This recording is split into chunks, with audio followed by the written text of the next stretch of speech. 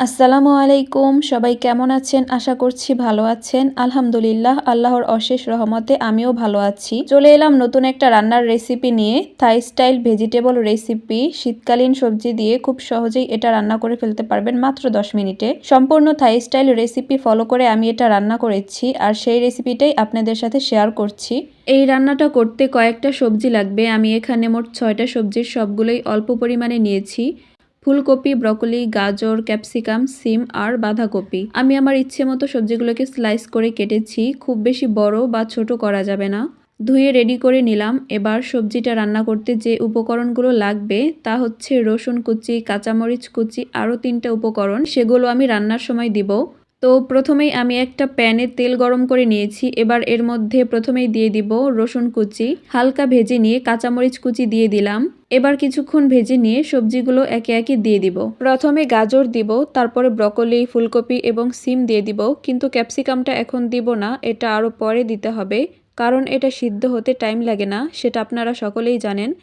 সবজিগুলো দেওয়া হয়ে গেলে কিছুক্ষণ নেড়ে চেড়ে ভেজে নিব, আর তারপরে বাঁধাকপি কুচিও দিয়ে দিব।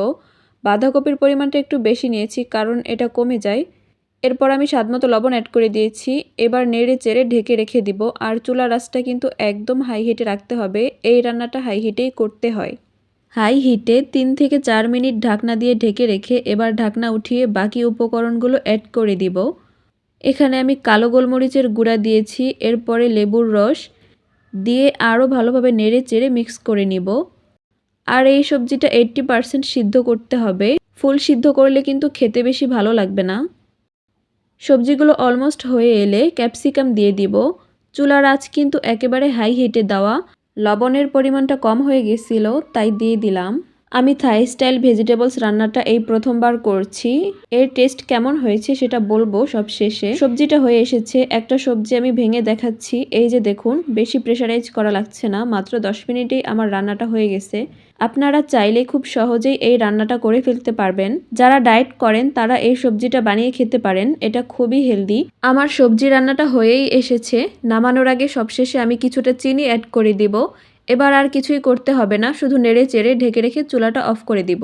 অনেকেই আছে যারা সবজিটাকে সিদ্ধ করে পানি ফেলে দেয়, সেক্ষেত্রে সবজির কোনো গুণাগুণ বিদ্যমান থাকে না। তারা এইভাবে সবজিটা রান্না করতে পারেন। এই তো আমার থাই স্টাইল ভেজিটেবল রান্না ডান। এবার নামিয়ে নিব।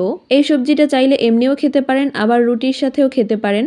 তবে আমরা বাঙালিদের কিন্তু এই সবজিটা প্রথম অবস্থায় ভালো নাও লাগতে পারে, সেক্ষেত্রে আপনারা লেবুর রস এবং চিনিটা স্কিপ করতে পারেন। আর এটা যারা হাফ সিদ্ধ সবজি বা সালাদ খেয়ে ডায়েট করতে চান তাদের জন্যই বেশি উপকারী রেসিপি। তো আজকে এ পর্যন্তই। যারা ভিডিওটা শেষ পর্যন্ত দেখেছেন তাদেরকে অসংখ্য ধন্যবাদ। দেখা হয়ে যাবে নেক্সট কোনো ভিডিওতে। ততক্ষণে সবাই অনেক বেশি ভালো থাকবেন। আল্লাহ হাফেজ।